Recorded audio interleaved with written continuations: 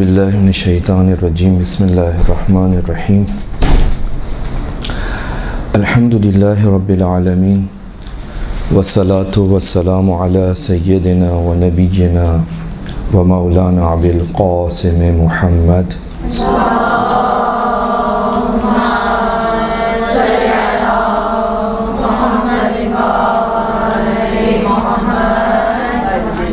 व अला अहलि बैतिहि तय्यबीन अत्ताहिरीन अलमासूमीन अलमज़लूमीन ला सिय्यमा बक़ियतिल्लाहिल अज़म अरवाहुना लहुल फ़िदा व लअनतुद दाइमतु अला आदाइहिम अजमईन मिन यौमिना इला क़याम यौमिद्दीन अम्मा बअद फ़क़द क़ाल इमामुर रिज़ा अलैहिस्सलाम रहिमल्लाहु अब्दन अहया अमरना फ़क़ुल्तु लहू फ़कैफ़ युहयी अमरकुम क़ाल अलैहिस्सलाम यतअल्लमु उलूमना व युअल्लिमुहन्नास फ़इन्नन्नास लौ अलिमू महासिना कलामिना लत्तबऊना।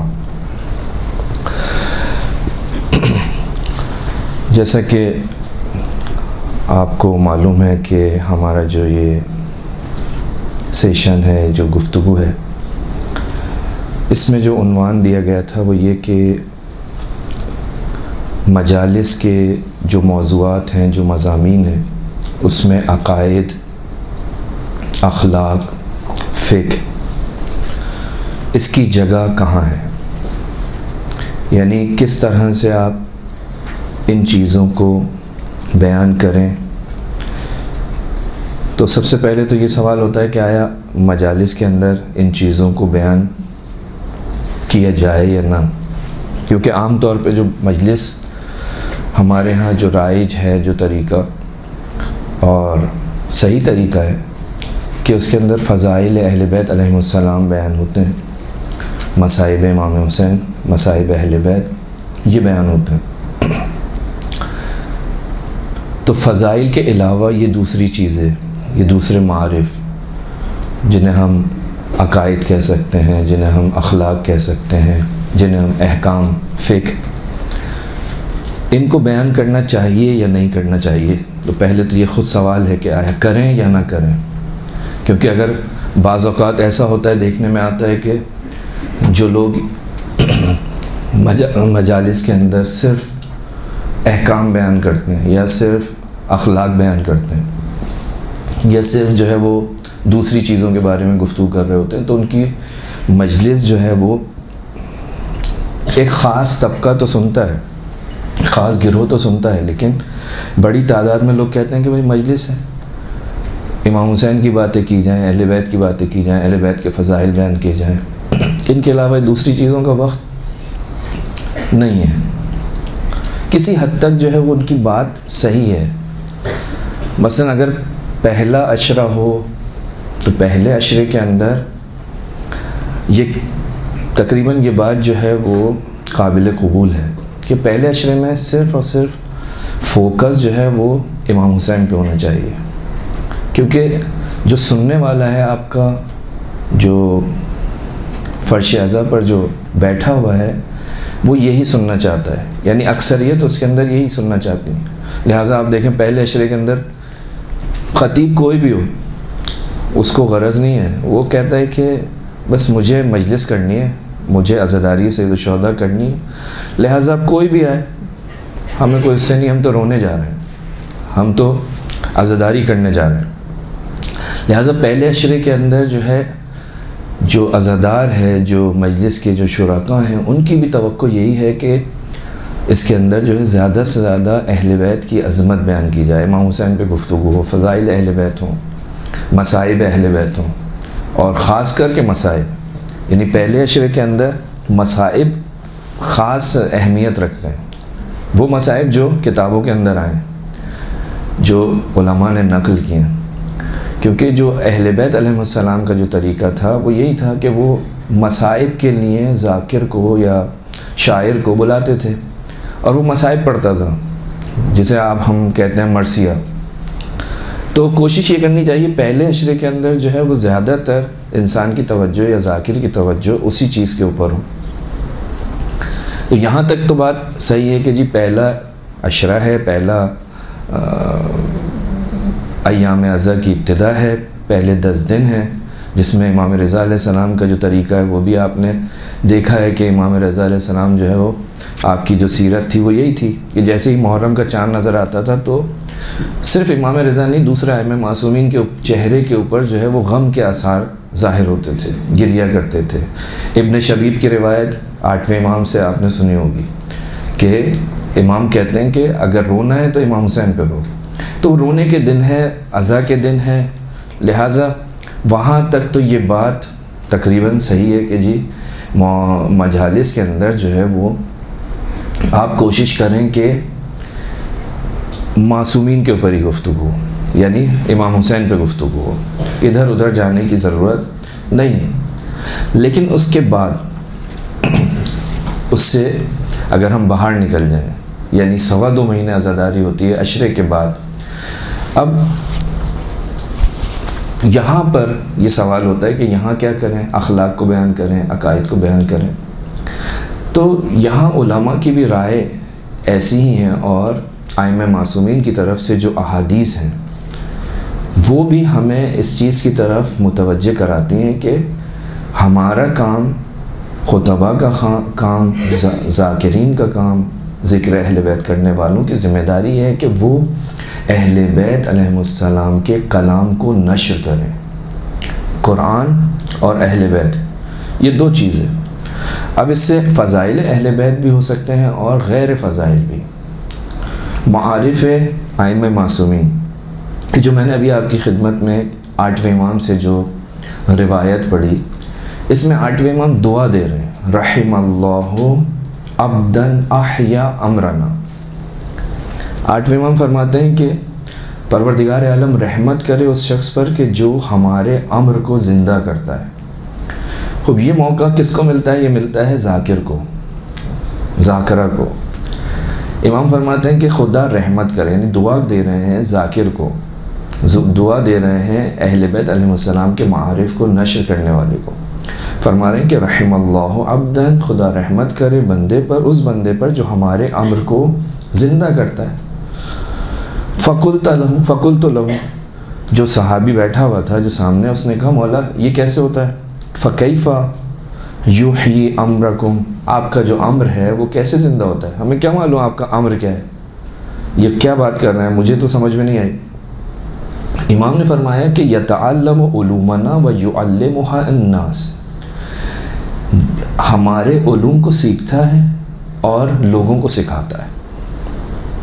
उलूम आले मोहम्मद का की नशर व इशाअत करता है।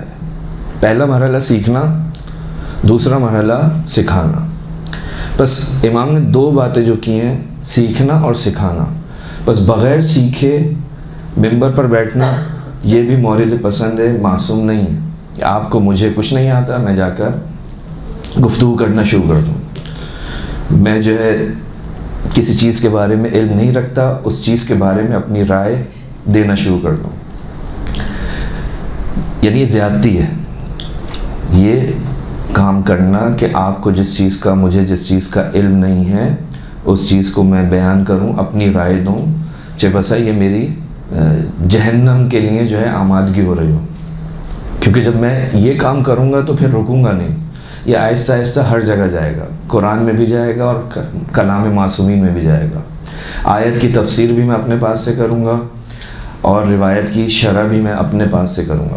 नतीजा ये होगा कि मैं अपनी दुनिया भी ख़राब, दुनिया मुमकिन है आबाद हो भी जाए लेकिन आखिरत आबाद नहीं होगी। दुनिया में मुमकिन है कि मेरे साथ 4 लोग मेरी अपनी तशरीह, अपनी तफसीर की वजह से लोग वाह वाह करने लगें, लेकिन इस दुनिया के बाद क्या होगा? वो आतिश जहन्नम जो है वो तैयार हो जाएगी। कि ये रिवायत रसूल है कि अगर कोई शख्स जो है अपने पास से तफसीर कुरान करता है तो उसके बाद ऊपर जो है वो उसके लिए परवरदिगार आलम ने जहन्नम की आग को तैयार किया। तो इमाम फरमाते हैं कि यतअल्लमु उलूमना व युअल्लिमुहा अन्नास, क्या काम है जो ज़ाकिरीन करते हैं, जो ज़ाकिराएँ करती हैं, हमारे उलूम को सीखें और फिर उसके बाद हमारे उलूम को दूसरों को सिखाएं।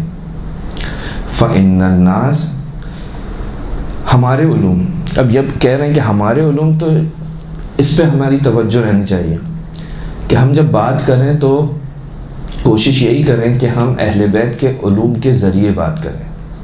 ये जो अपने पास से और ये कह कर के ये हमारे सीने में सीना बसीना चल रहा है, ये सिर्फ़ और सिर्फ खिताबत की बात है। अहले बैत का जो भी इल्म है, अहले बैत के जो मारिफ़ हैं, वो आप लें और उनको सिखाएं।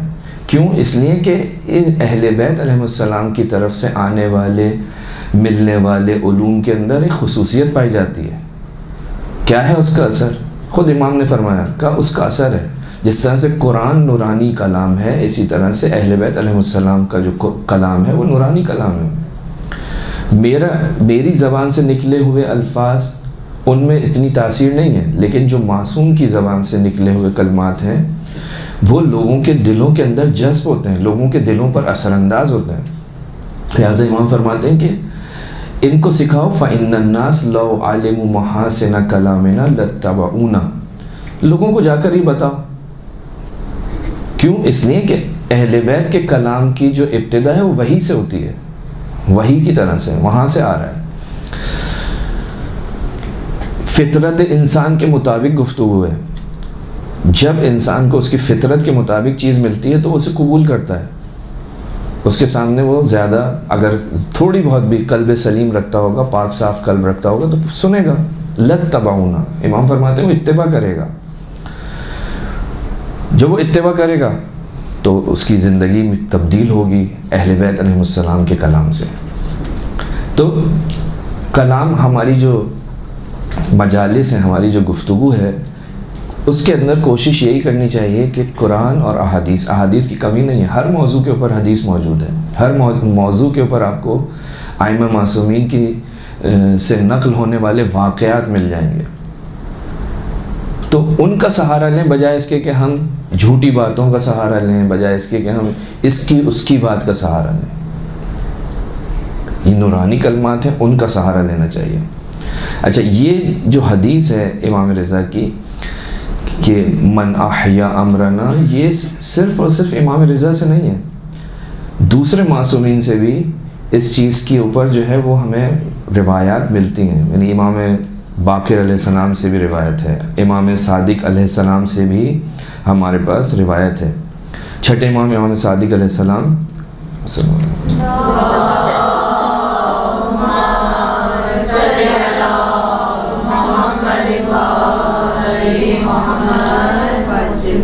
से रिवायत है हमारे पास। फ़ुज़ैल इब्न यसार से नक़ल हुई है। इमाम फरमाते हैं तजलिसूना व तुहद्दिसूना, तुम बैठते हो, आपस में गुफ्तगू करते हो, बातचीत करते हो। काला नाम, कि जी मौला, हम आपस में बैठते हैं। मोमिनीन को चाहिए कि वो एक साथ बैठें, आपस में बातचीत करें। मौला बैठते हैं। इमाम ने फरमाया फ़क़ाला इन्ना तिलकल मजालिस अहिब्बुहा, का ये जो मजालिस हैं, जब मोमिनीन आपस में बैठते हैं, बातचीत करते हैं, तो ये मजलिसें हमें पसंद हैं। और फिर फरमाया फ़अहयू अमरना, बस हमारे अम्र को ज़िंदा करो। यहाँ पर भी इमाम सादिक ये फरमा रहे हैं, हमारे अम्र को ज़िंदा करो। फ़रहिमल्लाहु मन अहया अमरना, अल्लाह रहमत करे उस शख्स के ऊपर कि जो हमारे अम्र को ज़िंदा करता है, हमारी गुफ्तगू करता है, हमारे बारे में बात करता है, हमारे मारिफ़ को बयान करता है। ये इमाम सादिक से। इमाम मोहम्मद बाक़िर अलैहिस्सलाम से भी रिवायत मिलती है।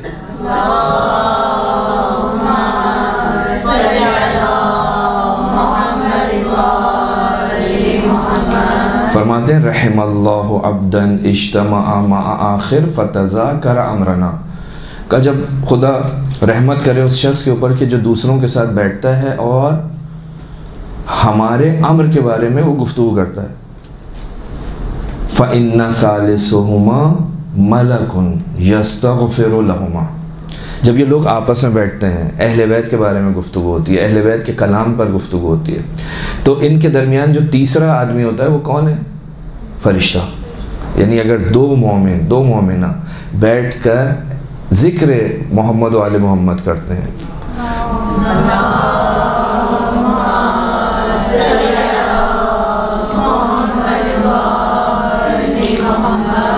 अहले बैत के मारिफ बयान करते हैं। तो उनके दरमियान जो तीसरा है, मासूम फरमाते हैं वो कौन है? वो फरिश्ता है। वो फरिश्ता क्या करता है? वो फरिश्ता वहाँ बैठता है जहाँ पर ये गुफ्तगू कर रहे हैं अम्र अहले बैत के ऊपर। यस्तग़फिरु लहुमा, वो इनके लिए, इन दोनों के लिए क्या करता है? इस्तग़फ़ार करता है। इस्तग़फ़ार करता है इन दोनों के लिए। ये दोनों क्या कर रहे हैं? अम्र अहले बैत को ज़िंदा कर रहे हैं। अहले बैत के बारे में गुफ्तगू हो रही है, उनके रिवायात को बयान कर रहा है। तीसरा इनके दरमियान जो है वो फरिश्ता होता है जो इनके लिए इस्तग़फ़ार करता है। जब जो लोग जो अच्छा, अगर ये तो वो हैं जो कि अम्र अहले बैत ज़िंदा कर रहे होते हैं, उनके बारे में गुफ्तगू कर रहे हैं। इनके मुकाबले में दो आदमी हैं कि जो बैठे हुए हैं लेकिन अम्र अहले बैत का कोई वहाँ पर सिलसिला ही नहीं है, इधर उधर की ऊँट पटांग बातें हो रही हैं। तो इमाम फरमाते हैं कि अगर ऐसा हो कि दो लोग जो हमारी याद में नहीं है, हमारे बारे में नहीं बोलते, वो जमा हो जाएं, तो वहाँ पर ऐसा नहीं है, कतन ऐसा नहीं है कि आकर कोई फरिश्ता है और इनके लिए जो है वो दुआ करना शुरू कर दे। बस ना सिर्फ ये कि इस्तग़फ़ार करते हैं, बल्कि परवरदिगार आलम इन दो लोगों की वजह से मलाइका के सामने मुबाहला करता है, फ़ख्र व मुबाहत करता है। देखो ये लोग कैसे जमा हुए हैं, किस तरह से हमारी याद में है, खुदा की याद में, अहले बैत की याद में। ये शख्स कौन है? जो हमारे अमर को ज़िंदा कर रहा है। 8वें इमाम ने एक दूसरी जगह कहा ये इस्तग़फ़ार इसके लिए हो रहा है।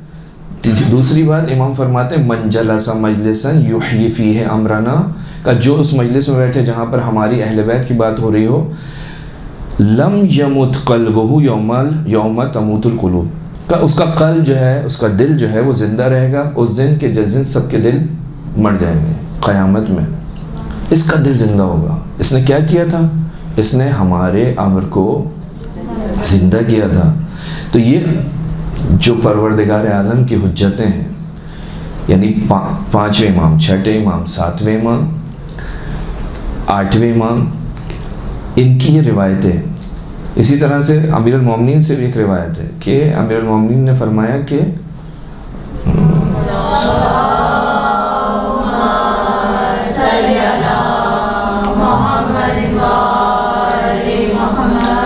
अमीरुल मोमिनीन की एक रिवायत है मुफस्सल, उसके ज़ेल में ये जुमला आया है। इमाम ने शियों की खुसूसियात बयान की कि हमारा शिया कौन है? शियतुना अल-मुतबाज़िलून फ़ी विलायतिना अल-मुतहब्बून फ़ी मवद्दतिना अल-मुतवाज़िरून फ़ी अहयाए अमरिना, का ये एक दूसरे की ज़ियारत करते हैं हमारे अम्र को ज़िंदा करने के लिए।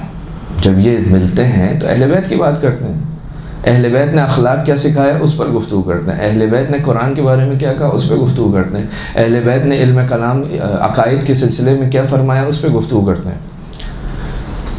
इमाम मौला कायनात फरमा रहे हैं कि खुदा उस पर रहमत करे। हमारे शियों की खुसूसियात बयान कर रहे हैं, उसमें एक खुसूसियत यह है कि शिया क्या करता है, हमारा जो चाहने वाला है वो हमारी मोहब्बत में एक दूसरे की ज़ियारत करते हैं और हमारे अम्र को ज़िंदा करते हैं।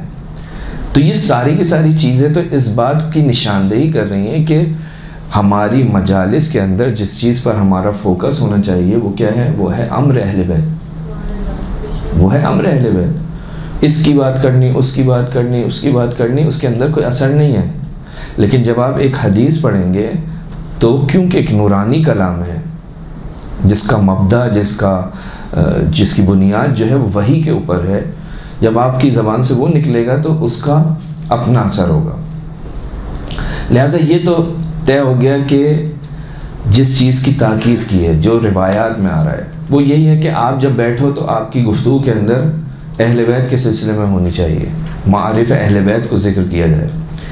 अब ये मारिफ़ अहले बैत सीखना और सिखाना, पहले मरहले में सीखना, दूसरे मरहले में सिखाना। बग़ैर सीखे किसी को सिखाने की कोई वजह बनती नहीं है कि मुझे खुद नहीं आता तो कैसे किसी को सिखाऊंगा, फ़ाक़िदुश्शै हूँ, मेरे पास कुछ है ही नहीं, मैं किसी को क्या दूंगा।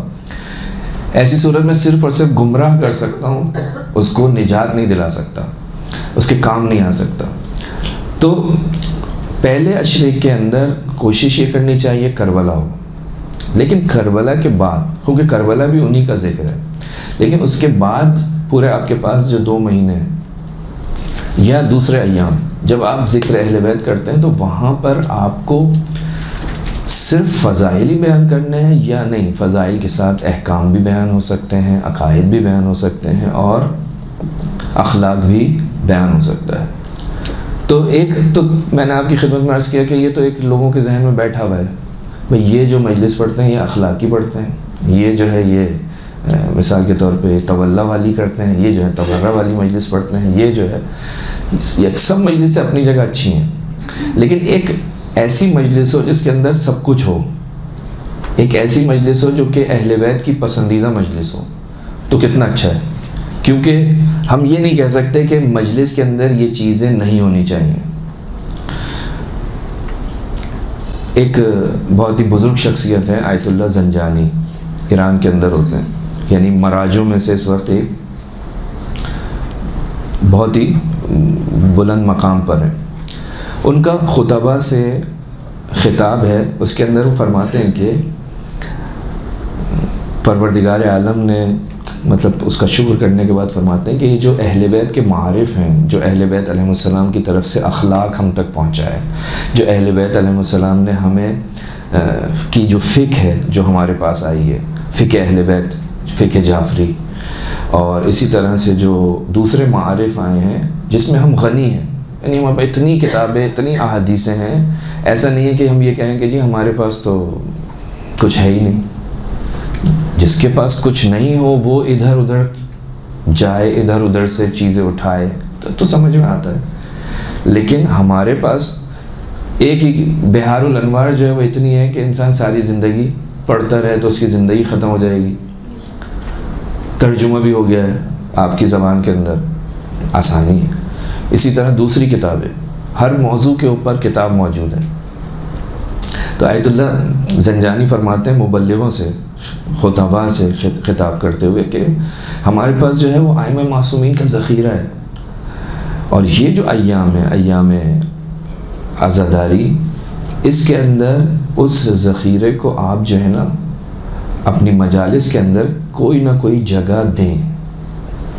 पूरा का पूरा होना ये एक मुश्किल है, लेकिन जैसे खुतबा की ज़बान के अंदर कहा जाता है, एक लफ्ज़ इस्तेमाल करते हैं गुरेज़, यानी आप एक मौजू पे चल रहे हैं और वहाँ पर कोई एक लफ्ज़ आ गया कि जो आपके मौजू से बहुत ज़्यादा नहीं है। मिसाल के तौर पे मैं इमाम हुसैन के बारे में गुफ्तगू कर रहा हूँ, आयत पढ़ी थी मैंने, कुल्ला असलुकुम अलैहि अजरन इल्लल मवद्दत फिल कुर्बा, ये आयत पढ़ी, तर्जुमा भी कर दिया। तो यहाँ पर एक लफ्ज़ आया कुर्बा, कुर्बा का आपने तर्जुमा किया, भाई कुर्बा यानी रिश्तेदार। तो अब आपका जो मौजू है वो ये रिश्तेदार नहीं है, रसूल के रिश्तेदार मौजू है, रसूल के कराबतदार मौजू है। लेकिन अब अगर आप फ़िक़्ह बयान करना चाहते हैं, शरई मसला बयान करना चाहते हैं, तो इतनी बारीकी से बयान करें और इस तरह से बयान करें कि पूरी की पूरी मजलिस जो है आपकी वो उस मसले पे ना चली जाए। आप सिर्फ अपना काम करें, एक चिंगारी लगाएं और आगे बढ़ जाएं। ये ज़रूरत नहीं कि उसको, जिसको ज़रूरत होगी वो फिर बाद में आके पूछेगा, या उसको हद अकल उसके जहन के अंदर एक चीज़ आ जाएगी। जब आपने कहा कुर्बा, आपने कुर्बा के वहाँ पर बैठ के थोड़ा सा इशारा किया, भाई कराबतदार उनके हुकूक होते हैं, रिश्तेदार उनके हुकूक होते हैं। रिश्तेदार दो तरह के हो सकते हैं, एक खूनी रिश्तेदार हैं, एक गैर खूनी रिश्तेदार हैं। खूनी रिश्तेदार की निस्बत से एक ज़िम्मेदारी होती है, मिसाल के तौर पे मीरास उसको मिलती है। तो अब यहाँ पे आपने खाली एक मीरास का एक इशारा कर दिया कि जो है जितने भी आपके जो रिश्तेदार हैं, जो खूनी रिश्तेदार हैं, मसलन अगर औलाद है तो आपने अपने बच्चों को मीरास देनी है, बेटियों को मीरास देनी है। ये नहीं हो सकता कि मीरास जो है वो बेटों की हो, बेटी को ना मिले, तो ऐसे ही कह के आप। लेकिन अगर आपने पूरी मीरास के ऊपर मजलिस पढ़ डाली तो वहाँ पर बैठे हुए लोग जो हैं वो इंटरेस्ट नहीं रखते उसमें, वो तो ये सुनने नहीं आए, वो तो सुनने आए मजलिस, वो सुनने आए हैं फ़ज़ाइल और मसाइल। अब अगर आपने वहाँ पर मसाइल, पूरी मजलिस के अंदर मीरास बयान करना शुरू कर दी और उसके ना देने वाले की मजम्मत करना शुरू कर दी, और वहाँ 4 ऐसे बैठे हुए भी हों कि जिन्होंने ना दी हो, तो वो तो उनका बैठना मुश्किल हो जाएगा। तो आपने इस तरीके से करना है कि बहुत ज़्यादा उस मौजू के ऊपर रुकना नहीं है। इशारा किया इस तरह से कि सामने वाला मुतवज्जह हो जाए, आप आगे बढ़ जाएं, क्योंकि आपका मकसद सिर्फ अहकाम शरई बयान करना नहीं है। हाँ, अगर कोई दर्स हो, कोई मजलिस हो जिसमें आपसे ये कहा गया है कि जी यहाँ पर आकर आपने सिर्फ और सिर्फ अहकाम शरीयत बयान करना है, अज़ादारी के मसाइल, शरई मसाइल अज़ादारी के बयान करना है, ठीक है, वो उसका मौजू यही है। उसमें जो बैठा हुआ है वो इसी जहन के साथ बैठा हुआ है कि यहाँ पर जो मसाइल बयान होंगे वो सारे के सारे अज़ादारी से रिलेटेड हैं। वहाँ तो समझ में आती है बात, ठीक है। लेकिन जो एक आम मजलिस है, अभी जो 2 महीने तक जो घरों में मजलिसें हो रही हैं, वहाँ पर अगर कोई शख्स आके ये मसला लेके बैठ जाए, कोई ज़ाकिरा आए, उसने पर्दे के ऊपर शुरू कर दिया, ठीक है, पर्दा बहुत अहम है, पर्दा करना है, लेकिन इस ज़राफ़त से जो है वो पर्दे का तज़किरा हो कि सामने बेपर्दा बैठे हुए शख्स को ये एहसास ना हो कि मैं टारगेट हूँ, मैं टारगेट हूँ, यानी इसने मुझे देखा है तो बस ये शुरू कर दिया। नहीं, आप सिर्फ इशारा करें, कोई हदीस से इशारा किया और आगे बढ़ गए, कोई एक ऐसा जुमला कह दिया, सामने वाला सोचेगा, उसके ऊपर असर भी होगा। लेकिन अगर आप ज़्यादा किसी चीज़ को प्रेशर देते हैं तो उसका असर नहीं रहता। आपने उसके ज़िम्न में देना है,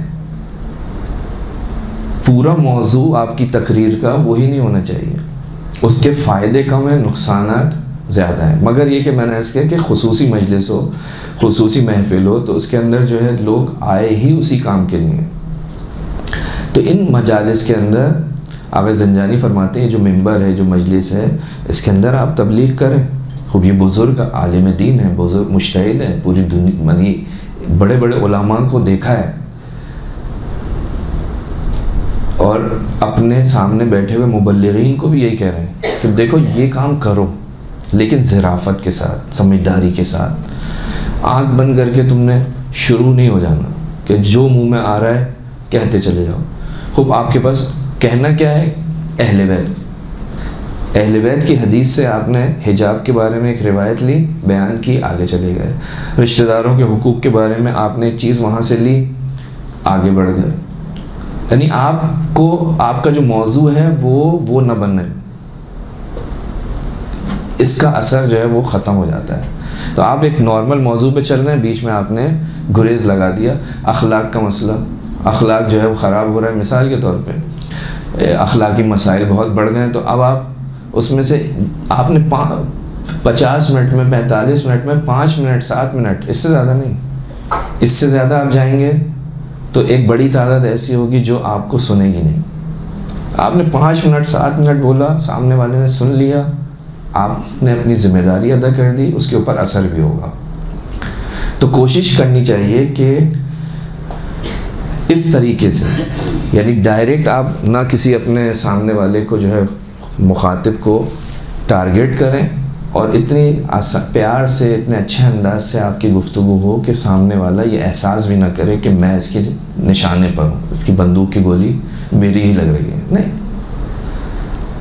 हम सब जो है बिलाखिर गलतियाँ करते हैं, इश्तिबाहात करते हैं, सब में कमी होती है, लेकिन जब अच्छे अंदाज में हमसे बोला जाता है तो असर भी करता है। अखलाक रसूल, अखलाक आम मासूमीन ये है। अगर यहाँ बैठकर मैं ये समझूं कि मेरे सामने जो भी है मैं जो बोलूँगा, नहीं, ऐसा नहीं है। रसूल खुदा के सामने भी होते थे, लेकिन रसूल खुदा मोहब्बत से, प्यार से बोलते थे। रसूल खुदा का जो अखलाक है, कुरान मजीद के अंदर रसूल की बहुत सारी खुसूसियात हैं, लेकिन जो अहम तरीन खुसूसियत है वो अखलाक की खुसूसियत। अला खुलुक़िन अज़ीम, खुल्क़ अज़ीम, खूब खुल्क़ अज़ीम। रसूल खुदा मगर किसी को डांटते थे, रसूल खुदा ने किसी को किसी के ऊपर मसलन कोई जुमलेबाजी की नहीं।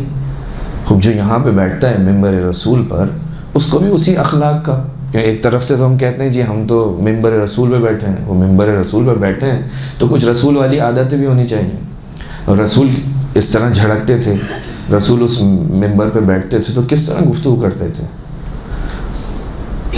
हमारी तरह से ऊट पटांग जो मुंह में आया कह दिया या नहीं?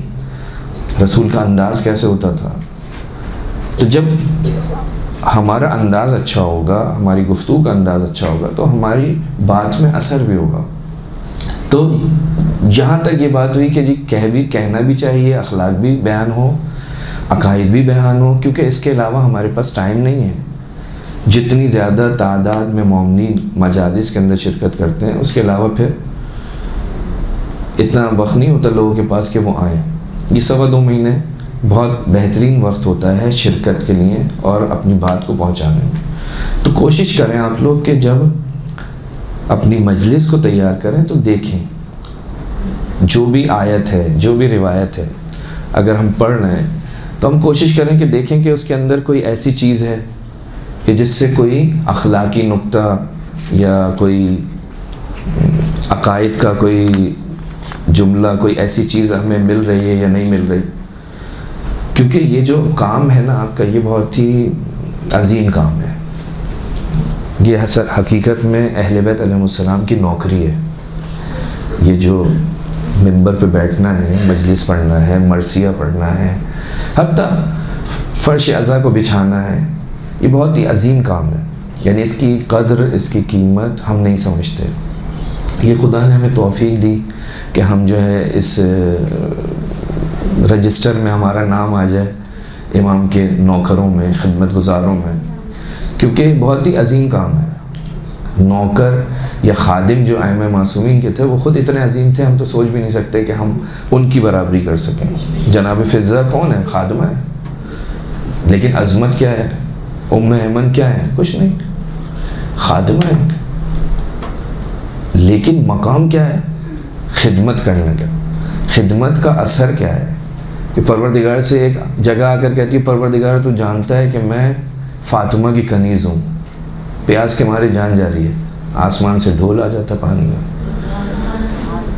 इमाम सज्जाद का खादिम है, ग़ुलाम है। क्या है असर, क्या है? मदीने में बारिश नहीं हो रही, कहते हैं कि वो एक सियाह पोश शख्स जाकर सजदे में सर रखता है और खुदा से गुफ्तगू करता है और कहता है, परवरदिगार जब तक बारिश नहीं आएगी सर नहीं उठाऊंगा। आसमान से बारिश। लोग देखते हैं क्या है, कौन है? उसके रावी कहता है मैं पीछे गया, देखा तो सैयद सज्जाद के घर में। मालूम किया, कहा ये उनका ग़ुलाम है।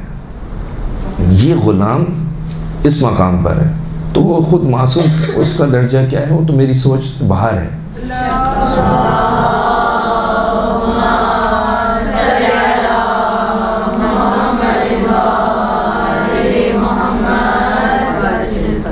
तो ये जो नौकरी का जो हमें जो मिला है मौका, तो इसको बेहतर अंदाज में इस ज़िम्मेदारी को अंजाम देना है।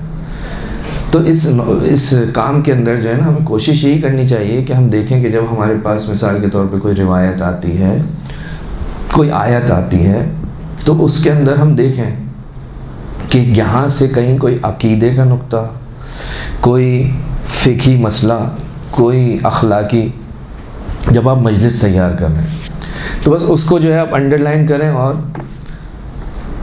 नोट कर लें मजलिस बनाते वक्त। जब मजलिस हो रही है, गुफ्तगू हो रही है, तो आपने उस नुक्ते को भी बयान कर दिया। अलबत्ता अपने पास से नहीं, कोशिश करें कि उसके पीछे जो है आपके पास कोई आयत या कोई रिवायत हो, ताकि आपकी बात में असर आ जाए, वज़न आ जाए। जब वज़न आ जाएगा तो सामने वाला, जब कुरान की आयत होगी, जब रिवायत होगी, तो सामने सुनने वाला ख़ुद मुतासिर होगा कि भाई ये बात जो है ये अल्लाह कह रहा है, ये बात ये नहीं कह रहा है।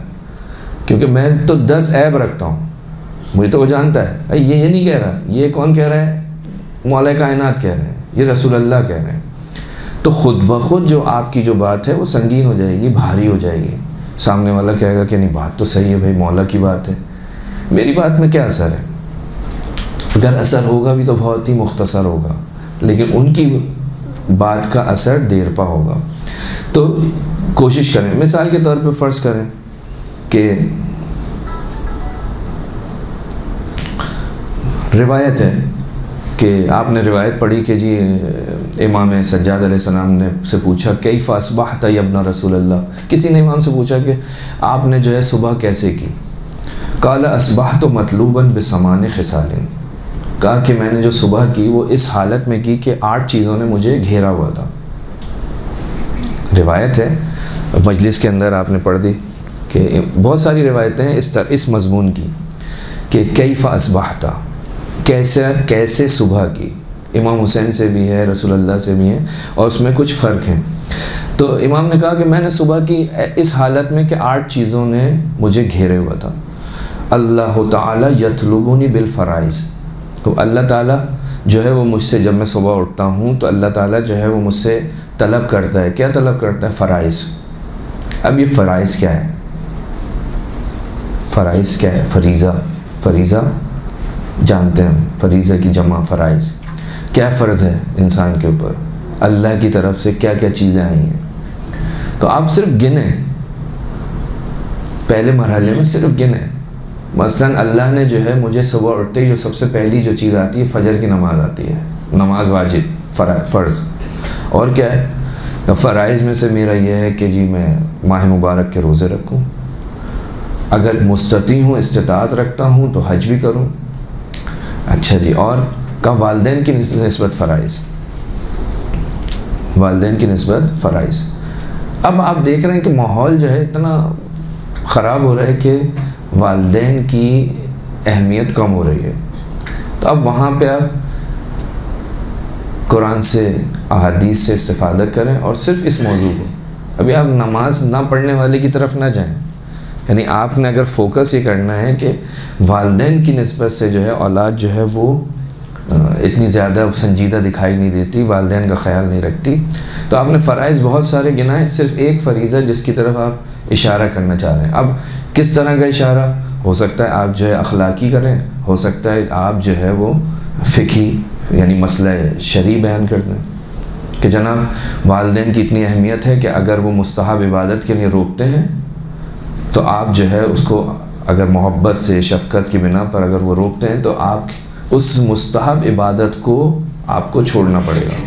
वो कहते हैं मस्जिद में जाकर नमाज़ नहीं पढ़नी क्योंकि मुझे तकलीफ़ होगी, तो आप जो है घर में नमाज़ पढ़ें। अब ये समझ में नहीं आती लोगों के भाई कैसे हो सकता है अल्लाह की इबादत और माँ बाप। तो ये ख़ुद हमारी अकायद में ख़राबी, हमारी जो मसाइल हैं वो सही नहीं है, क्लियर नहीं है। क्योंकि अगर क्लियर होते तो मैं कभी नहीं कहता, जिस खुदा ने कहा मस्जिद में नमाज़ पढ़ो वही खुदा कहता है अगर माँ बाप सामने आ जाएं तो मस्जिद छोड़ देना, घर में पढ़ना। हाँ, नमाज ना पढ़ने का कहे तो नहीं मानना, लेकिन अगर मुस्तहाबात की बात आए तो मुस्तहाब छोड़ देना।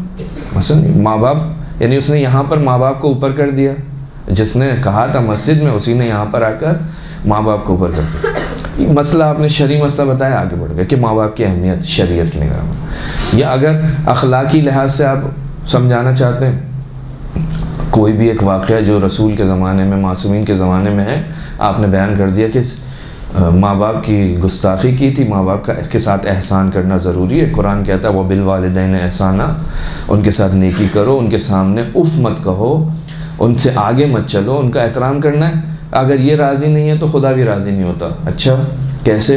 कहा रसूल खुदा जो है वो एक औरत है, एक जवान है, उसका दम नहीं निकलता। रसूल खुदा आते हैं, कलमा पढ़ाते हैं, उसकी ज़बान बंद। क्या हुआ?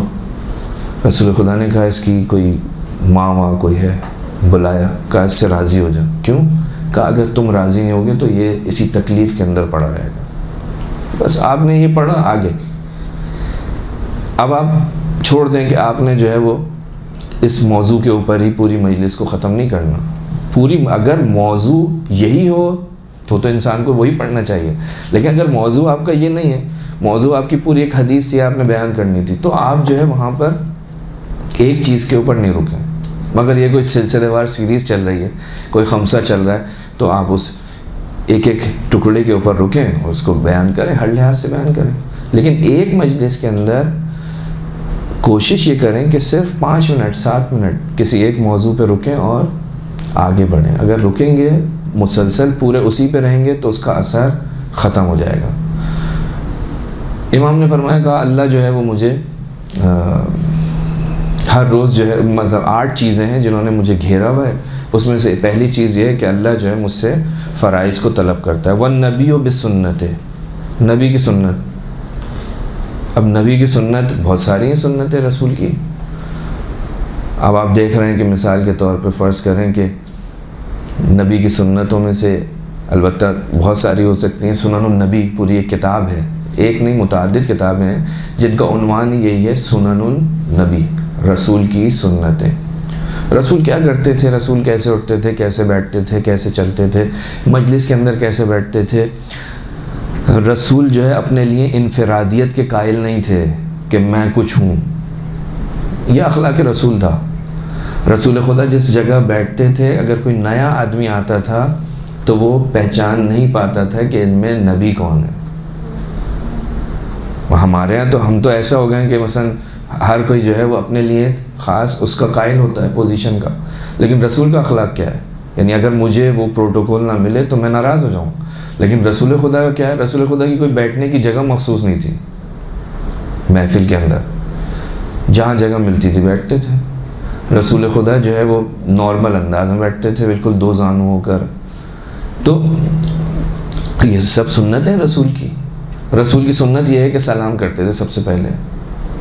रसूल की सुन्नत रसूल आप गिने किसी एक सुन्नत के ऊपर रुक जाएं कि कभी ऐसा नहीं हुआ कि कोई छोटा हो या बड़ा हो उसने रसूल के ऊपर सलाम करने में सबकत ली हो, कभी ऐसा नहीं हुआ। यह है रसूल की सुन्नत। तो मैं रसूल का मानने वाला हूँ, मेरी ज़िंदगी के अंदर भी इस सलाम की कोई जगह होनी चाहिए। 4 बातें, 4 रिवायतें इस सलाम की खुसूसियत के अंदर आप बयान कर दें जो तशवीक दिला रही हूँ। सलाम करोगे बुलंद आवाज़ से फ़ख्र ख़त्म हो जाएगा। मसलन सलाम करोगे रिस्क में इजाफ़ा होगा। आपके पास अहादीस की किताबों में मौजूद है सलाम करने के फ़ायदे। तीसरी चीज़ फरमाई का वल आयालो बिलकूत।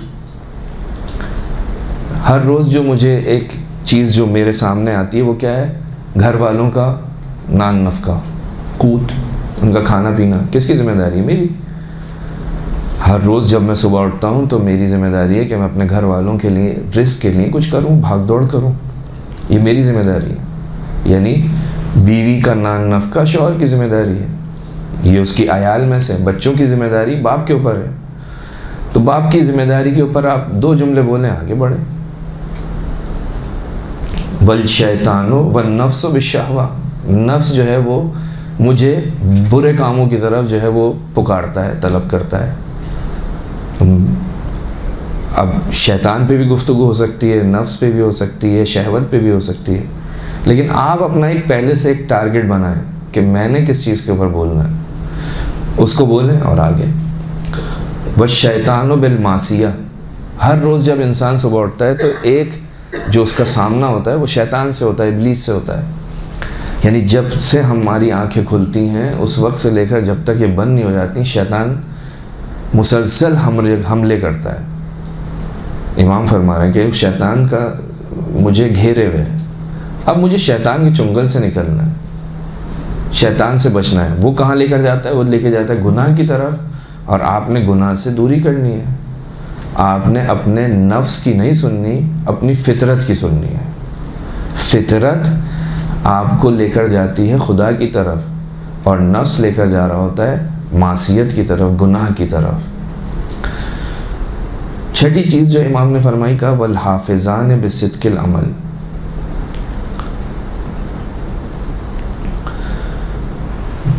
परवरदिगार की तरफ से 2 फरिश्ते होते हैं जो आपके मेरे एक एक अमल को लिख रहे होते हैं।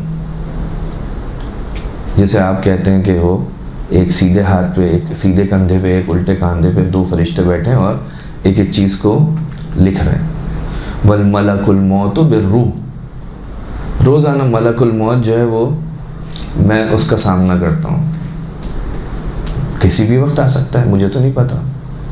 तो इमाम फरमाते हैं मलकुल मौत बिर्रूह वल क़ब्र बिल जसद, और क़ब्र जो है वो किसको पुकारती है, जसद को। जब रूह निकल गई तो ये कहाँ जाएगा, अन्ना। ये 8 चीज़ें हैं। फ़ाना बैना हाज़िल खिसाल मतलूबुन, मैं इनके दरमियान में फंसा हुआ हूँ। यानी जब हम सुबह उठते हैं, परवरदिगार की निस्बत से हमारी ज़िम्मेदारियाँ, रसूल की सुन्नत की निस्बत से हमारी ज़िम्मेदारियाँ, हमारे घर वालों की निस्बत से हमारी ज़िम्मेदारियाँ, नफ्स की निस्बत से, शैतान की निस्बत से, हाफिज़ान की निस्बत से, मलकुल मौत की निस्बत से, कब्र की निस्बत से, ये सारी की सारी चीज़ें जो आपको, मुझे, हम सब को घेरे हुए हैं। और क्या है, हमें इनका हक़ अदा करना है, यानी जहाँ बचना है वहाँ बचाना है अपने आप को, जहाँ पर इनको अमल अंजाम देना है, इनकी ज़िम्मेदारियाँ पूरी करनी है वहाँ ज़िम्मेदारी पूरी करनी है।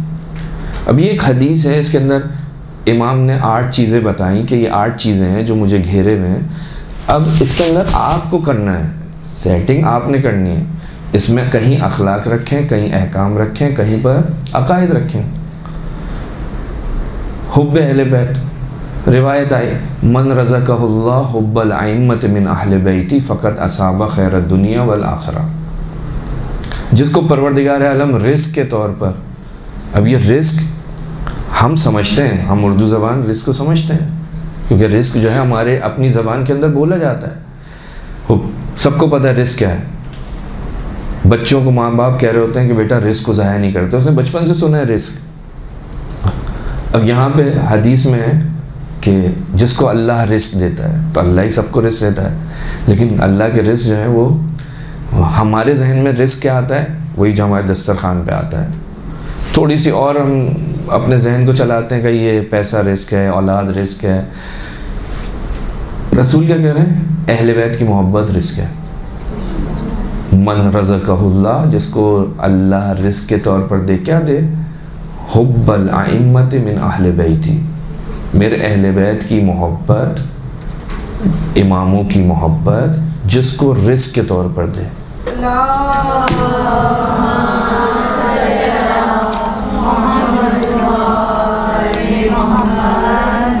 अब ये रिस्क है, रिस्क हम समझते हैं, लेकिन रिस्क 2 तरह का हो सकता है। अब आपने, ये आपका काम है, रिस्क हलाल, रिस्क हराम। यहाँ तो मानवी रिस्क की बात हो रही है, लेकिन आपको एक कलमा मिल गया रिस्क का, और रिस्क जो है वो कभी इंसान हलाल तरीके से कमाता है, कभी हराम तरीके से कमाता है। आपने तज़क्कुर देना है, बस तज़क्कुर दें और अपने गुफ्तगू को आगे बढ़ाएं। हराम यानी रिस्क के बारे में रिवायत जो भी हैं, आप 1 रिवायत 2 रिवायत कि फ़ी हलाल हिसाब, फ़ी हराम इक़ाब, का रिस्क ऐसा भी हो आपने हिसाब किताब देना है। अगर हलाल होगा तो आपने उसका हिसाब देना है, कैसे कमाया, कहाँ खर्च किया। हराम होगा तो फिर इक़ाब का सामना करना पड़ेगा। आपने एक हदीस पढ़ी रिस्क के ऊपर, या हलाल रिस्क के ऊपर, या हलाल के साथ मिसाल के तौर पे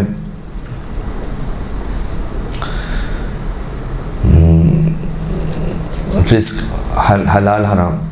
इसी तरह से अब आपकी अपनी रिवायत मौजूद है जनाब, जिसको परवरदिगार आलम रिस्क दे, कहा कि कौन सा रिस्क, वो मादी रिस्क था जो दुनिया में आप कमा रहे थे। एक रिस्क है जो परवरदिगार ख़ास अफराद को देता है, वो रिस्क है हुब्बे आइम्मा मासूमीन, आइम्मा मासूमीन की मोहब्बत जिसको दे, फ़क़त असाबा खैर दुनिया वल आखिरा, उसको परवरदिगार आलम ने खैर दुनिया भी दे दी, खैर आखिरत भी दे दी। और मतलब ये वाक़ई एक अजीब रिस्क है कि इसके बाद अगर कोई इंसान ये समझे कि मेरे पास दुनिया की खैर नहीं है, तो उसने समझा ही नहीं कि है क्या रिस्क, हकीकत क्या है। ये जो नेमत है, यानी ख़ुद रसूल खुदा फरमा रहे हैं कि फ़ला यशुक्कन अहदुन अन्नहु फ़िल जन्ना, जिसके पास मोहब्बत अहले बैत है वो शक ना करे कोई, फ़ला यशुक्कन अहदुन, कोई शक ना करे कि वो जन्नत में है, यानी जन्नत में जाएगा वो। जिसके पास मोहब्बत है अहले बैत वो जन्नती है, जिसके पास हुसैन इब्न अली की मोहब्बत है वो जन्नती है। अब यहाँ पे अब आपका काम है कि इस मोहब्बत को, यहाँ तक तो हो गई, सामने सुनने वाले ने भी सुन लिया, लेकिन ये क्योंकि मोहब्बत परवरदिगार आलम ने दी है तो इस मोहब्बत की हिफाजत करनी है। यहाँ पे अब आपका काम है कि आप यहाँ पर एक नुक्ता लगाएं और आगे बढ़ें। ये आपका मेरा काम नहीं है कि मैं कहूँ कि इसके पास मोहब्बत है, इसके पास मोहब्बत नहीं है, इसके पास इतनी मोहब्बत है, इसके पास इतनी मोहब्बत है। ये मेरा काम नहीं है। मेरा काम ये है कि मारिफ़ अहले बैत को बयान कर दूँ, अच्छे अंदाज में समझा दूँ। मोहब्बत परवरदिगार ने दी है, रिस्क के तौर पर दी है, रिस्क जैसे आता है वैसे चला भी जाता है। बस मोहब्बत अगर मुझे दी है तो मेरी ज़िम्मेदारी है कि मैं इस मोहब्बत की हिफाजत करूँ। इस मोहब्बत की हिफाजत कैसे होगी? इस मोहब्बत की हिफाजत मसलन तक़वे के ज़रिए होगी। इस मोहब्बत की हिफाजत जो है वो हलाल और हराम की रियायत करने से होगी। तो आप सिर्फ यहाँ पर आके रिस्क आ गया, अल्लाह ने दिया। रिस्क एक नेमत है, नेमत जब आती है, जिस तरह आती है नेमत इसी तरह चली भी आती है। अगर नेमत के ऊपर शुक्र अदा करोगे, परवरदिगार नेमत ना सिर्फ उसकी वो नेमत बाकी रहेगी बल्कि उसमें इजाफ़ा हो जाएगा। ला इन शकरतुम लअज़ीदन्नकुम। और अगर तुमने शुक्र नहीं किया, इस नेमत की हिफाजत नहीं की, ये जो मोहब्बत अहले बैत है तुम्हारे दिल में, जो परवरदिगार ने तुम्हें दी थी, इस दुनिया में जब आए उस वक्त से तुम्हारे पास थी, तुम बड़े हो गए, 50 साल के हो गए, लेकिन इस बात की कोई ज़मानत नहीं है कि जब तुम कब्र में जाओगे उस वक्त भी ये नेमत तुम्हारे साथ हो। हाँ, अगर ये नेमत चली गई तो इससे बढ़कर खुशनसीब इंसान कोई नहीं है। इससे बड़ा कोई खुशनसीब नहीं है कि वो इस मोहब्बत को अपने साथ कब्र में लेकर चला गया। लेकिन अगर ये मोहब्बत जो है इस दुनिया से जाने से पहले ही निकल गई, नेमत है ना, मैंने इस मोहब्बत की हिफाजत नहीं की, इस दिल की हिफाजत नहीं की जिस दिल के अंदर अहले बैत थे, इस दिल के अंदर उन लोगों को बसा लिया कि जो अहले बैत अलैहिस्सलाम के साथ जमा नहीं हो सकते थे, उन कामों को किया कि जिनका असर इस दिल के ऊपर पड़ा, नतीजा क्या हुआ, मोहब्बत कम हो गई। ऐसा नहीं, ये बातें आपने भी देखी होंगी, मैंने भी देखी है। कितने ही लोग ऐसे हैं कि जो शिया घरानों में अहले बैत के मानने वाले हैं, अहले बैत से मोहब्बत करने वाले हैं, लेकिन जब इस दुनिया से गए तो वो मसलन इस हालत में गए कि वो अहले बैत की मोहब्बत के बग़ैर गए, हद तक किसी और मज़हब पे चला गया। तो ये कोई गारंटी नहीं है कि अगर मैंने मुझे मोहब्बत दे दी है तो मोहब्बत रहेगी। मोहब्बत दी थी, हिफाजत मुझे करनी है, अगर मैंने इसकी हिफाजत नहीं की तो ये मोहब्बत चली जाएगी।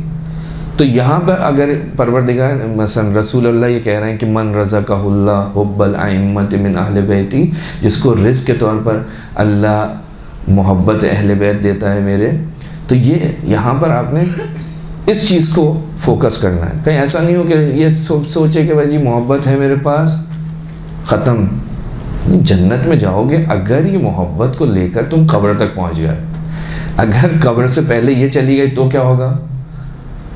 तो इसका मतलब ये है कि मुझे कुछ करना है, इस दुनिया में रहते हुए मुझे इस मोहब्बत की हिफाजत करनी है। इस मोहब्बत की हिफाजत के लिए क्या करना पड़ेगा? ऐसे काम करने पड़ेंगे कि जिनसे मैं हर किस्म की बुराई से बच सकूं। तकवा, परहेज़गारी, वाजिबात की अदायगी, मुहर्रमात से दूरी, ये वो चीज़ें हैं कि जो इस मोहब्बत को बाकी रखेंगी। ये आप 5 मिनट 7 मिनट ये बोलें, आगे हदीस फ़कत असाब खैरत दुनिया वल आखिरा, परवरदिगार आलम ने उसको दुनिया और आखिरत की सबकी खैर दे दी। अब यहाँ पे मुमकिन है किसी के जहन में शुबा है कि भाई दुनिया के अंदर क्या खैर दी, मैं तो तंगदस्ती के अंदर मरे जा रहा हूँ, दुनिया में अच्छाई क्या है? असल मसला ये कि खूब ये एक मसला है, आपको या तो इसको थोड़ा सा बयान करें कि भाई खैर ज़रूरी नहीं है कि हर चीज़ जो अच्छी है मेरे लिए मुझे पता भी हो। कुरान मजीद कहता है ना कि चेबसा तुम जो है बाज़ चीज़ों से कराहत करते हो जबकि वो तुम्हारे लिए पसंदीदा है, अच्छी है। बाज़ चीज़ों को तुम चाहते हो तुम्हारे लिए अच्छी नहीं है, परवरदिगार तुम्हें नहीं देता। जिस तरह हम अपने बच्चों के साथ, छोटे बच्चों के साथ ये काम करते हैं। छोटे बच्चे हैं, अगर वो चाकू मांगता है तो आप नहीं देते, दूर रखते हैं उससे, माचिस उसके हाथ में नहीं देते। क्यों? क्योंकि ये अपने आप को भी नुकसान पहुंचा सकता है, किसी दूसरे को भी नुकसान पहुंचा सकता है। तो अब खैर दुनिया का मतलब ये नहीं है कि जी मैं दुनिया के अंदर हर दुनियावी नेमत मेरे पास हो, नहीं। अहले बैत की मोहब्बत का होना यही खैर है। ये जो मोहब्बत अहले बैत है ये खैर है। ये जो आपके दिल के अंदर दुश्मनान अहले बैत की निस्बत से मोहब्बत नहीं पाई जाती, हमदर्दी नहीं पाई जाती, ये खैर है। इससे बड़ी कोई खैर नहीं है। और ये खैर आखिरत की खैर का जो है वो मुकदमा बनती है।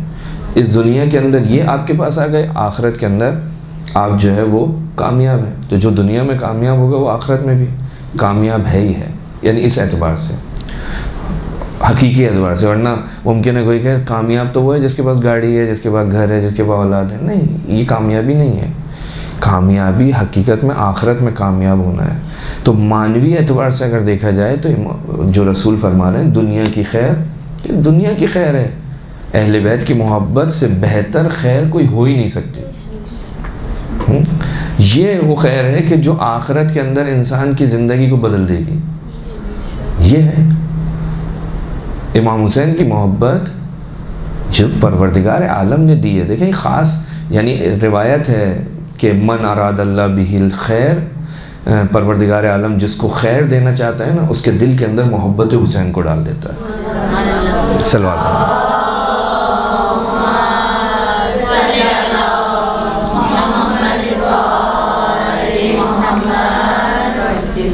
तो हमारे दिल में अगर मोहब्बत अहले बैत आई है तो ये परवरदिगार आलम की ख़ास इनायत है।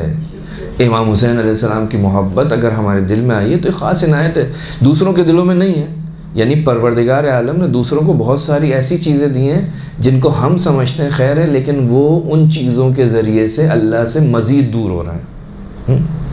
वो रिवायत है ना कि जब इंसान कोई गुनाहगार जब हाथ उठाता है ना परवरदिगार की बारगाह में, तो परवरदिगार फरिश्ते से कहता है इससे पहले कि इसकी ज़बान से कुछ निकले इसको दे दो, मैं नहीं चाहता।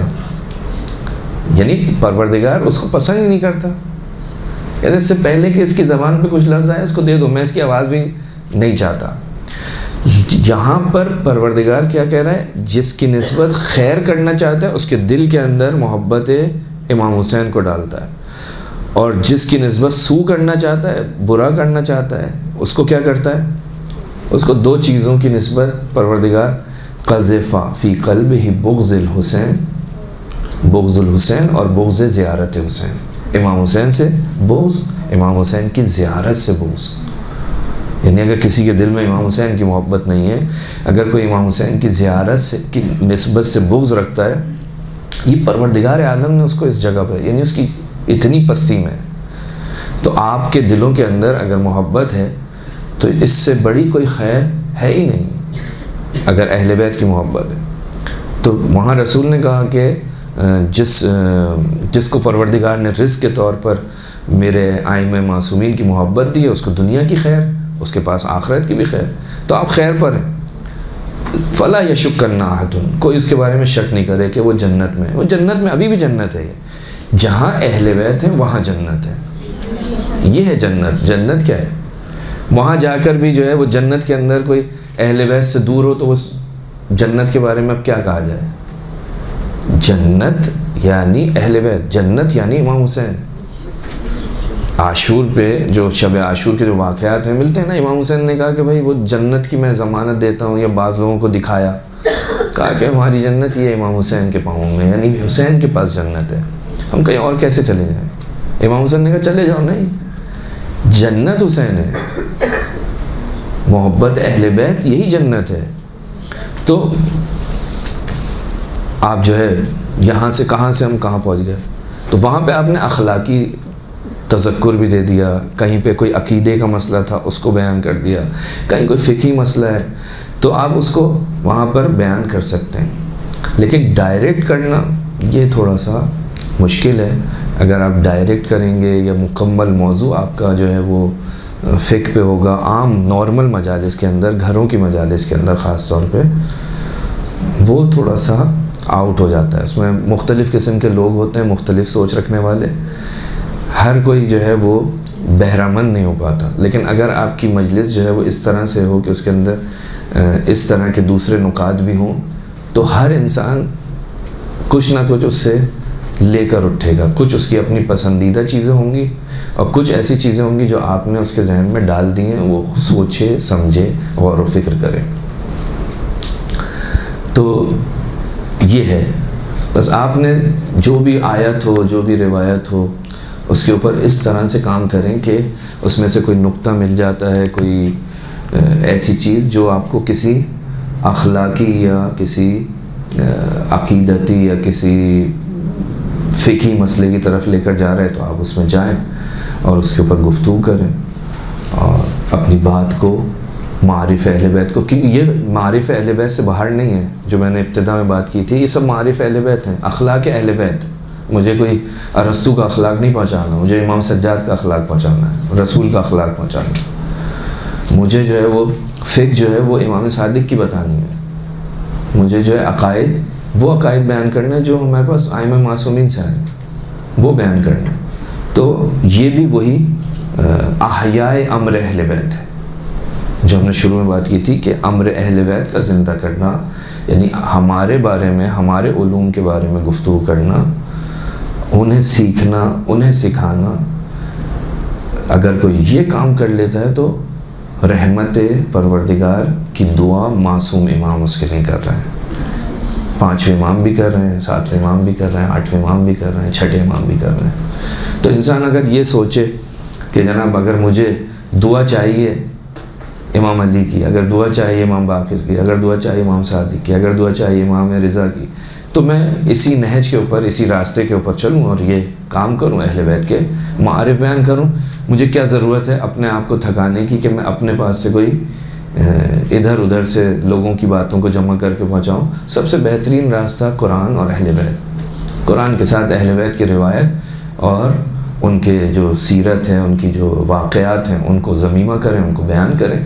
इससे बेहतर मजलिस कोई हो नहीं सकती। और ये वो मजलिस है जो आइम मासूमीन की पसंदीदा मजलिस है।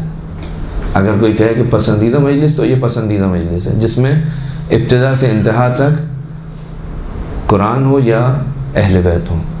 बाकी इधर उधर की मजलिस कोई भी हो तो वो मजलिस तो हो सकती है, लेकिन उसको ये नहीं कह सकते कि अहले बैत की पसंदीदा मजलिस है या नहीं है। तो ये एक बहरहाल है, थोड़ी सी आपकी खिदमत में अर्ज़ किया।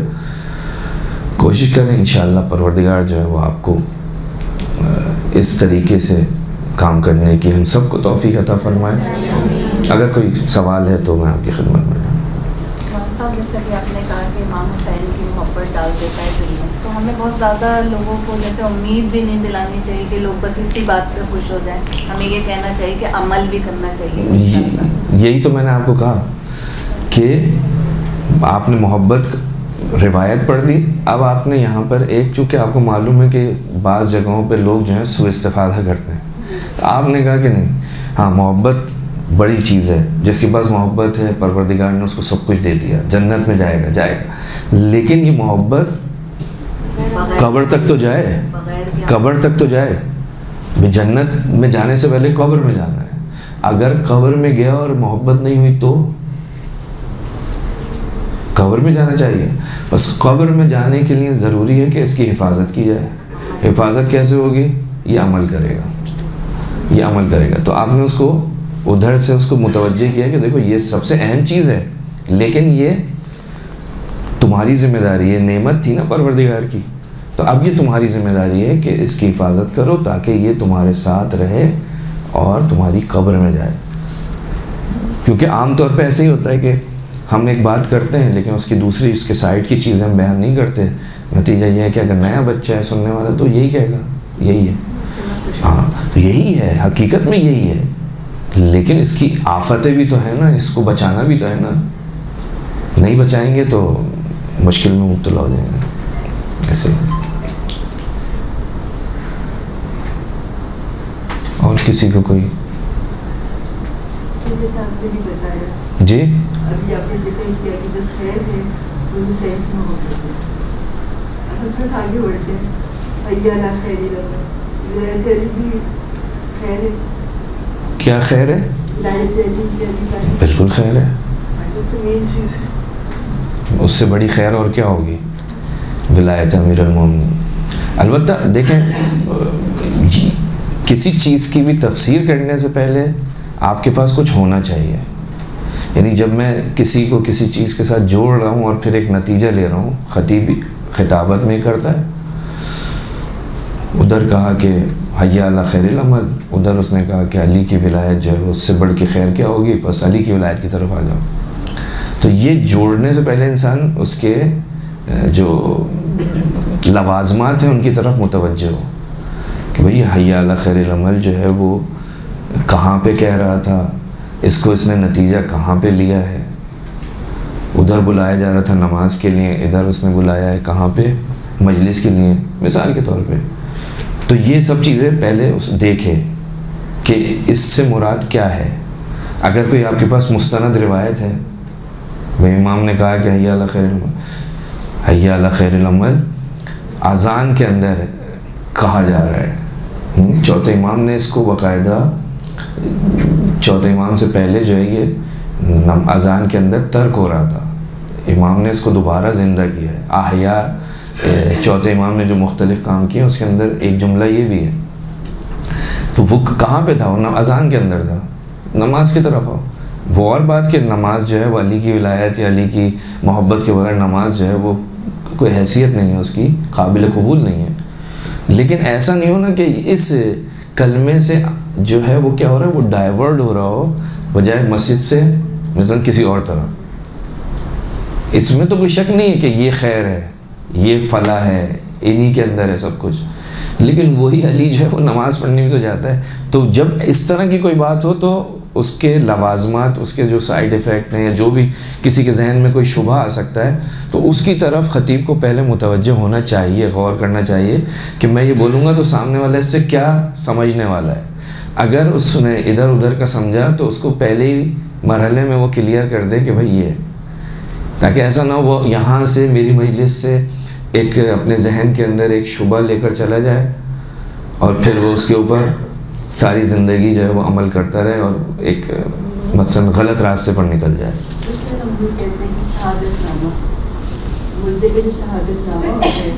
जी जी, वो क्या है? जी जी, इसमें नहीं तो परवरदिगार का हुक्म है, ताअब्बुद है, मासूमीन ने कहा है। हम नमाज जनाजा पढ़ते हैं, वहाँ पे भी यही कहते हैं। हाँ, वहाँ पे भी यही कहते हैं, हुस्न ज़न अल्लाहुम्मा इन्नी ला नअलमु मिन्हु इल्ला खैरा। जी, मोहम्मद हुसैन देखिए, अगर कोई रिवायत है तो बेशक बहुत अच्छा है। खैर जो है वो इसके अंदर मैंने देखी थी। तो अगर आपके पास रिवायत है, मैंने यही कहा कि अगर आपके पास कोई दलील है तो आप उसको बयान करें, लेकिन दलील जो है वो ऐसी हो कि जिस पर एतमाद किया जा सके। किसी ने कह दिया या किसी ने अपने पास से अपने सीने से निकाल के किताब लिख दी और मैंने वो पढ़ ली, नहीं, कोई मुस्तनद आलिम ने कोई किताब लिखी है, उसके नीचे उसने रेफरेंस दिया है, रेफरेंस जो है मसलन कोई एक मोतबर किताब का है, आप उस रेफरेंस के साथ कि जी फ़लाँ साहब ने फ़लाँ किताब में लिखा है और या फ़लाँ किताब के अंदर यह हदीस मौजूद है जो मैं पढ़ रहा हूँ या पढ़ रही हूँ, तो उसकी बात आपके ऊपर कुछ नहीं है। लेकिन अगर मैं बग़ैर किसी रेफरेंस के कोई बात छोड़ दूँ उसके अंदर महफिल में, मजलिस में कुछ कह दूँ, तो उसका नतीजा मुमकिन है गलत निकल आए, ख़राब निकल आए, तो उसकी ज़िम्मेदारी भी फिर मेरी है। लेकिन अगर मैंने एक रिवायत के साथ, इस्तदलाल के साथ, दलील के साथ मैंने जो है कोई रिवायत नकल की है, तो वो किताब थी, किताब मौजूद थी, मैंने फ़लाँ जगह से पढ़ी थी, उसके साथ ही मुकदमा, ठीक है। मजलिस के लिए बुक की जितनी भी किताबें हैं सारी मजलिस के लिए, जितनी भी इस्लामिक बुक्स हैं, नहजुल बलागा, सहीफ़ सज्जादिया, कुरान, इनकी तफसीरें, बहरहाल जो उलमा, जो बड़े उलमा हैं, शहीद दस्तगैब हैं मसलन, उनकी किताबें हैं, और मसलन शहीद मुताहरी हैं, इस तरह से पाकिस्तान अब तो तर्जुमा बहुत हो गया है मतलब किताबों का, तो आपके पास है। लेकिन आप अगर छोटा देखें तो मसलन नहजुल बलागा है, उसके अंदर कलमात किसार हैं, आप एक कलमा लें। अब सहूलत ही हो गई है हमारे पास कि उसको बहुत ही मौज़ूआती कर दिया है, यानी आपको फ़हरिस्त जो है मौजू के एतबार से मिल जाती है। आप कुरान मजीद की एक आयत लें, मिसाल के तौर पे आपने जो है कोई आयत ली जिसके अंदर यही मोहब्बत अहले बैत का जिक्र है, आप नहजुल बलागा में जाएं, नहजुल बलागा में मोहब्बत अहले बैत के बारे में अमीरुल मोमिनीन ने कुछ कहा है, आपको 4 कलमात के साथ मिल जाएंगे, यानी सिर्फ इसी के ऊपर 4 चीज़ें मिल जाएंगी। आप सहीफ़ सज्जादिया में जाएं, आपको वहाँ पे 4 चीज़ें मिल जाएंगी कि इमाम सज्जाद ने अहले बैत की मोहब्बत के लिए ये कहा है। उसके बाद अगर आप रिवायतों को देखें तो बहुत, तो आप अगर वहाँ से एक रिवायत, 2 रिवायतें आपने उठा ली, ले ली, और आपने थोड़ा सा उनमें गौर व फिक्र किया कि उसमें क्या क्या चीज़ें आई हैं, उसमें भी सिर्फ वही चीज़ नहीं होगी, उसके भी आगे पीछे कोई ना कोई चीज़ होगी। जैसे अभी हमने 1-2 रिवायतें पढ़ी तो उसके अंदर उसके साथ मुख्तलिफ़ चीज़ें थीं, तो आप जब उसके साथ कुरान के साथ जो है उन रिवायतों को, उन कलमात को रखेंगे तो एक बेहतरीन छोटी सी अच्छी सी मजलिस, ऐसी मजलिस जो इमाम ज़माना को पसंद हो, ऐसी मजलिस बन जाएगी। इधर उधर की बात नहीं है, कलाम कलाम खुदा है, कलाम कलाम मासूम। तो इससे बेहतर मजलिस नहीं हो सकती। उसके बाद मसाइब में भी कोशिश यही करें इंसान के, जो बुज़ुर्ग उलमा गुज़रे, अब तो मसाइब की किताबों के तर्जुमे हो गए बहुत सारी, जो मसाइब हैं वहाँ पर उन्हीं मसाइब को इंसान बयान करे और अपनी ये ना देखे कि सामने पढ़ने वाला मुझे, सामने सुनने वाला मुझे वाह वाह कर रहा है नहीं कर रहा, सुनने वाला एक है या 5 है, नहीं। इखलास खुलूस जो है वो सबसे बुनियादी शर्त है। अगर इखलास के साथ आप बैठेंगे मिंबर पे तो परवरदिगार उसको कबूल भी करेगा, उसमें बरकत भी देगा। इखलास नहीं होगा तो मुमकिन है 4 तरफ से वाह वाह और नारे हों, लेकिन उसका रिज़ल्ट, उसका नतीजा, उसका फ़ायदा आपको क्या मिलेगा बहुत मुश्किल है कहना। दुनिया में मुमकिन है ये वाह वाह हो, आखिरत में खाली हाथ हो। जिससे जिसकी वाह वाह के लिए तुमने पढ़ा था उसने तो दे दी। अगर वाह वाह इमाम ज़माना की लेनी है, इमाम अली की लेनी है, शहज़ादी कौनैन की लेनी है, तो फिर उनके लिए पढ़ें। उनके लिए पढ़ना है तो फिर जैसा वो चाहते हैं, जो उनका पसंदी, जिस तरह से वो पसंद करते हैं वैसा हो। ये जैसे आपने पहले फरमाया कि 2 बंदे जब बैठ के ज़िक्र अहल बैत कर रहे होते हैं तो एक फरिश्ता उनकी जस्तगीर करते हैं।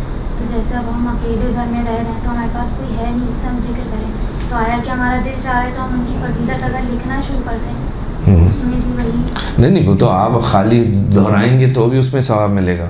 वो असल में वो जो बात थी वो ये थी कि जब तुम आपस में मिल के बैठते हो, ठीक है ना, वो तो अगर आप जो है अहले बैत का जिक्र खुद भी आप नौहब मरसिया पढ़ेंगे तो आपको सवाब मिलेगा, इसमें तो कोई शक नहीं। आप लिखेंगे तो भी उसका सवाब मिलेगा, अहले बैत का नाम भी लिखेंगे, अमीरुल मोमिनीन का नाम भी लिखेंगे तो उसका सवाब मिलेगा। लेकिन वो जो चीज़ थी वो थी कि वो मजलिस से मुताल्लिक थी कि आप जब मजलिस में बैठते हैं तो हमारी गुफ्तगू होती है। तो अगर मैं गुफ्तगू इधर उधर की करूं तो फिर वो दुआ जो है, वो जो आइम मासूमीन दे रहे थे, वो फिर वो दुआ शायद मुझे ना मिले। 1 घंटा में मजलिस तो पढ़ जाऊंगा, नाम तो उसका होगा मजलिस, लेकिन जो अहले बैत ने कहा आहियाए अम्र अहले बैत, वो नहीं हुआ तो फिर वो 50 मिनट 40 मिनट हवा में चले गए। ये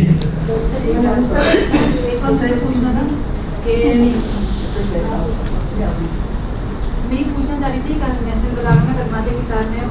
में इशारा किया कि 2 तरह का रिस्क है, एक रिस्क के पीछे हम लोग जाते हैं और एक रिस्क हमारे पीछे आता है। तो हम लोग कौन सा रिस्क तलाश कर रहे हैं, मतलब कौन सा हम रिस्क तलाश कर रहे हैं, वादी या फिर नहीं? दोनों करने हैं, ऐसा नहीं है। दोनों रिस्क आपने, यानी ऐसा नहीं है कि खुदा की सुन्नत ये नहीं है कि मैं जो है घर में बैठ जाऊँ सब कुछ मेरे पास आ जाए। नहीं, मुझे सुबह निकलना है मिसाल के तौर पे, तो वो रिस्क उसको भी तलाश करना है। वो जितना मुकद्दर में लिखा है परवरदिगार देगा, लेकिन हरकत करनी पड़ेगी, चलना पड़ेगा, जाना पड़ेगा। ऐसा नहीं है कि मैं घर में बैठा रहूँ और बस वो खुदा ही मुझे देता रहे। नहीं, खुदा की सुन्नतों के ख़िलाफ़ है। अम्बिया की किसी नबी के लिए ऐसा नहीं हुआ। हज़रत मरियम के लिए चंद दिन के लिए हुआ, अहले बैत के घर पे आया, लेकिन रूटीन ये नहीं है। रूटीन यही है, अमीरुल मोमिनीन जो है रोज़ घर से निकलते थे, रोज़ शाम को दुनिया का रिस्क जो है वो लेकर आते थे। उनका मानवीय रिस्क क्या था, वो तो कोई वही नहीं। तो ये भी ज़िम्मेदारी है, वो भी ज़िम्मेदारी है।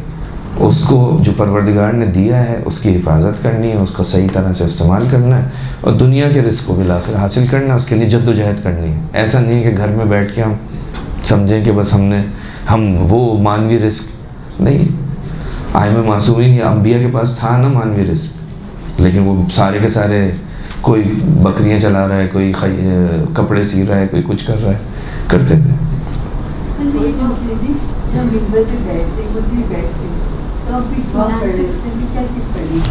जी, दुआ करते हैं, हम पढ़ लेते हैं, कोई ऐसे क्या दुआ होनी चाहिए? क्या दुआ होनी चाहिए? आप क्या पढ़ते हैं? हम लोग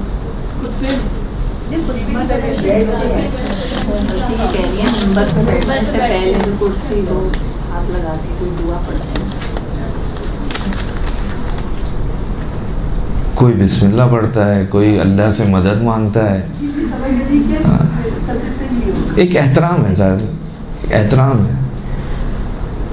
मुख्तलिफ़ लोग जो हैं वो मुख्तलिफ़ दुआएं पढ़ते हैं, बिलाखिर अब जा रहा है एक ज़िम्मेदारी अदा करने के लिए, तो हद अक़ल परवरदिगार की तरफ तवज्जो करे परवरदिगारा, या बीवी की तरफ मुतवज्जो, बीवी मैं जा रहा हूँ यहाँ पे बैठने के लिए जा रही हूँ, तो मेरी ज़बान से कोई उल्टी सीधी बात ना निकल जाए, वो निकले जो आपकी पसंदीदा हो। दुआ क्या होगी? जी बैठ जाए, कोई ऐप नहीं, कोई भी दुआ करके बैठ जाए, दुआ के बगैर भी बैठेंगे तो भी बैठ जाएंगे, कोई मसला नहीं होगा।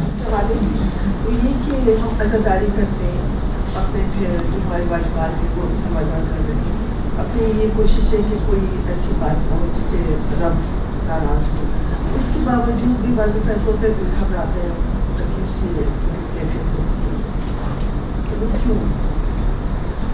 एक डर और खौफ सा नहीं, कहने के बाद या कहने से पहले? नहीं, मतलब जो हम अदायगी कर रहे हैं सुबह से शाम तक,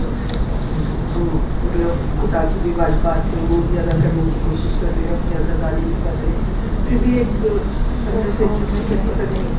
ये तो अच्छी बात है, इंसान और एहतियात करेगा।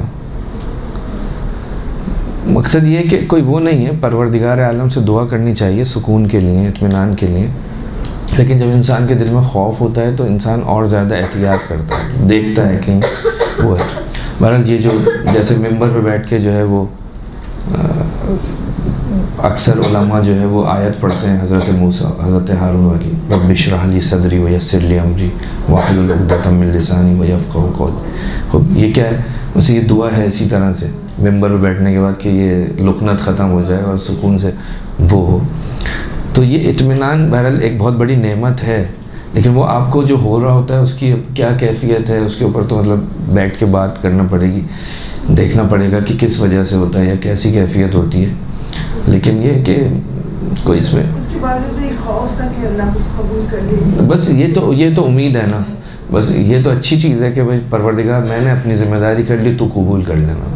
और उसको जब इंसान में थोड़ा सा खौफ होता है तो इंसान उसको और अच्छा करने की कोशिश करता है, तो ये तो इंशाअल्लाह तरक्की के लिए या अच्छाई की तरफ जो है पॉजिटिव मतलब एक कदम है। क्या है इसमें?